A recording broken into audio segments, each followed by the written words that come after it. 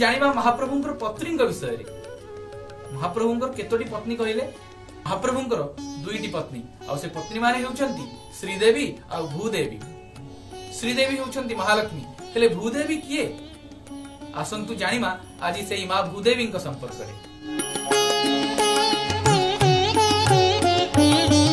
आपण जदि जगन्नाथ मंदिर रे महाप्रभु माने रत्न सिंहासन रे बसिथिबा बेले केबे देखंती ताहले आपण देखिथिबे जे जगन्नाथ सुभद्रा बलभद्र और सुदर्शन विग्रहंक पाखरे महाप्रभुंकर तळे जोड़िए विग्रह अछंती।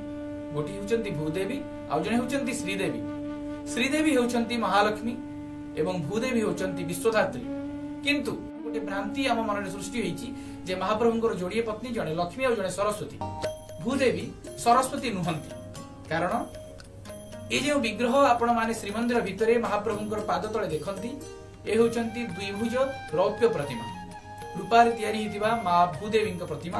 मां भूदेवी गोटी हाथ में पद्म कड़िका बा पद्म कड़ धारण करितांती, आउ गोटी हाथ में ज्ञान मुद्रा प्रदर्शन करितांती। संभवतः सेई ज्ञान मुद्रा प्रदर्शन हेतु किछि सेवक मां को सरस्वती बोली कहि पारंती, किंतु मां सरस्वती नुहंती, से होचंती भूदेवी बा पृथ्वी। एहार प्रसंग को जदि आमे आलोचना करिबा तारे देखिबा पृथ्वी किपरि। जदि जगन्नाथ विष्णु होंती तेबे लक्ष्मी तांकर पत्नी होबा स्वाभाविक कथा, किंतु भूदेवी किभଳି भाबे महाप्रभुंकर पत्नी हेले ताहा प्रश्नवाची।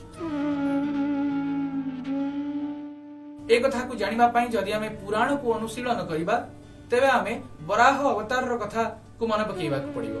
वराह अवतार रे जेतबेले हिरण्याक्ष पृथ्वी को समुद्र मध्य रे विलीन करि दैथिले सेतबेले भगवान विष्णु वराह अवतार धारण करिथिले एवं पानी भितरु मां भूदेवी बा पृथ्वी को उद्धार करथिले।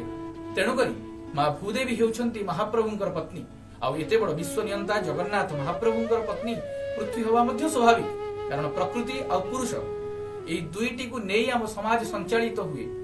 एई दुईटी ही भेद रहिछि।